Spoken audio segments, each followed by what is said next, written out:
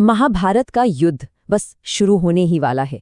लेकिन सोचिए, उस महासंग्राम से ठीक एक रात पहले एक माँ अपने सबसे बड़े राज के साथ उस बेटे से मिलने जाती है जिसे उसने जन्म देते ही छोड़ दिया था। आज हम रश्मिरथी के उसी 5वें सर की कहानी में उतरेंगे, वो कहानी जिसने युद्ध का रुख हमेशा के लिए बदल दिया। ये एक लाइन, बस ये एक लाइन ही कर्ण के पूरे जीवन का सार बता देती है। एक ऐसा नायक जिसकी पहचान बनी उसकी अटूट वफादारी से, और उसी वफादारी से जन्मी एक गहरी त्रासदी से। तो चलिए सीन को समझते हैं। कुरुक्षेत्र का मैदान सज चुका है। कल सुबह से भाइयों के बीच इतिहास का सबसे भयंकर, सबसे विनाशकारी युद्ध छिड़ने वाला है। और उस आधी रात के सन्नाटे में एक दिल है जो बहुत बेचैन है, रानी कुंती का, पांडवों की माँ। उन्हें ये सोचकर ही डर लग रहा है कि ये युद्ध उनके ही बेटों को एक दूसरे के खिलाफ खड़ा कर देगा। पर देखिए, उनकी असली पीड़ा की वजह कुछ और है। एक ऐसा राज जो उन्होंने दशकों से अपनी सीने में दबा रखा है। एक ऐसा राज जो अगर सामने आ जाए तो शायद सब कुछ बदल सकता है। और बस इसी हताशा में, इसी उम्मीद में कि शायद खून खराबा रुक जाए, वो अकेले ही महल से निकल पड़ती हैं उस एक इंसान से मिलने जिसे उन्होंने सालों पहले छोड़ दिया था, अपने ही बेटे कर्ण से। तो अब हम पहुंचते हैं उस फेटफुल मुलाकात पर। नदी किनारे कुंती नदी किनारे पहुंचती हैं और देखती हैं कि कर्ण अपनी शाम की प्रार्थना में लीन है। सूर्यदेव को अर्घ्य दे रहे हैं, पूरी तरह से अपनी पूजा में डूबे हुए। वो उनके पास जाती हैं। एक रानी उस इंसान के सामने खड़ी है जिसे वो जानती है कि वो उसका बेटा है, पर वो इंसान उन्हें सिर्फ अपने दुश्मनों की माँ के रूप में जानता है। और जैसे ही कर्ण अपनी पूजा खत्म करके पूछते हैं कि वो कौन है, बस कुंती के सब्र का बांध टूट जाता है। और वो राज जो उन्होंने इतने सालों से छिपाया था, वो इन शब्दों के साथ बाहर आ जाता है। तुम सूतपुत्र नहीं हो, तुम मेरे पुत्र हो, मेरे सबसे बड़े पुत्र। तो कुंती कर्ण के सामने एक ऐसा प्रस्ताव रखती हैं जो उसकी पूरी जिंदगी बदल सकता है। वो कहती हैं, दुर्योधन को छोड़ दो, अपने 5 छोटे भाइयों पांडवों के साथ आ जाओ, अपना असली हक लो, सबसे बड़े भाई का, हस्तिनापुर के राजा बनो और इस युद्ध को, इस विनाश को रोक दो। अब देखते हैं कर्ण का जवाब। और ये कोई खुशी भरा जवाब नहीं है। नहीं, उनके जवाब में जिंदगी भर का दर्द, अपमान और तिरस्कार झलकता है। वो कुंती को सीधा सीधा वो कड़वा सच याद दिलाते हैं जिसे वो शायद भूल चुकी थीं।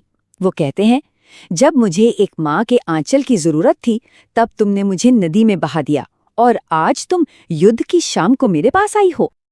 और यहाँ पे कर्ण 2 माँओं के बीच का फर्क बहुत साफ साफ बताते हैं। एक तरफ कुंती, महारानी, जिन्होंने उन्हें जन्म तो दिया लेकिन समाज के डर से त्याग दिया, और दूसरी तरफ राधा, एक सारथी की पत्नी, जिन्होंने उन्हें अपनाया, पाला पोसा, प्यार दिया, एक माँ का सारा दुलार दिया।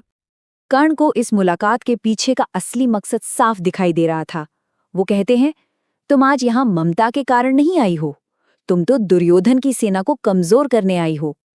और फिर वो अपनी दोस्ती, अपनी वफादारी पर मोहर लगा देते हैं। कहते हैं, दुर्योधन ने मुझे तब मान सम्मान दिया जब किसी ने नहीं दिया। मैं दुर्योधन को ना छोड़ सकता हूं और ना ही कभी छोड़ूंगा। तो कर्ण ने प्रस्ताव तो ठुकरा दिया, लेकिन कर्ण आखिर कर्ण थे। उनका बड़प्पन उन्हें अपनी जन्म देने वाली माँ को पूरी तरह खाली हाथ लौटाने की इजाजत नहीं देता। तो वो एक ऐसा वचन देते हैं जो आने वाले युद्ध का पूरा गणित ही बदल देता है। वो कहते हैं, पहला, मैं अपने दोस्त दुर्योधन के लिए लड़ूंगा, ये तय है। दूसरा, मुझे अपने सबसे बड़े दुश्मन अर्जुन का सामना करना ही होगा, लेकिन मैं तुम्हारे बाकी 4 बेटों को कुछ नहीं करूंगा। मैं युधिष्ठिर, भीम, नकुल या सहदेव को नहीं मारूंगा। मतलब उनकी इस वचन का सार बस एक ही था। अर्जुन के साथ उनकी युद्ध का नतीजा चाहे कुछ भी हो, कुंती के बेटों की गिनती कम नहीं होगी।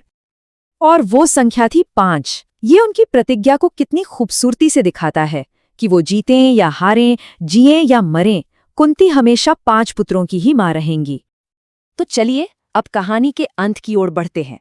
इस वचन का, इस मुलाकात का आखिरी नतीजा क्या होता है? कैसे ये कहानी एक तयशुदा त्रासदी की तरफ बढ़ जाती है?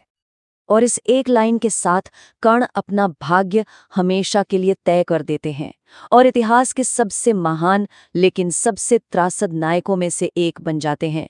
चाहे अर्जुन मुझे मारे या मैं अर्जुन को, तुम्हारे 5 पुत्र ही बचेंगे।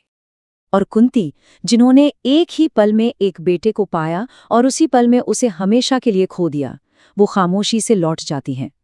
युद्ध की असली लकीरें अब सिर्फ कुरुक्षेत्र के मैदान पर नहीं बल्कि उनके दिलों में भी खिंच चुकी थीं। तो इस एक वादे का असर क्या हुआ? देखिए, युद्ध की शाम को कुंती कर्ण से मिलती हैं। कर्ण प्रतिज्ञा लेते हैं कि वो सिर्फ अर्जुन से ही जान की बाजी लगाएंगे और इसी प्रतिज्ञा के साये में महायुद्ध शुरू होता है। और नतीजा, कुंती के 5 बेटे तो बचेंगे, पर उसकी कीमत कोई सोच भी नहीं सकता। ये पूरी मुलाकात, ये पूरी कहानी असल में धर्म के एक बहुत बड़े द्वंद्व को दिखाती है। एक तरफ था कर्ण का मित्र धर्म, दुर्योधन के प्रति वफादारी का धर्म, और दूसरी तरफ था पुत्र धर्म, अपनी मां के प्रति कर्तव्य। और कर्ण ने किसे चुना, ये हम सब जानते हैं।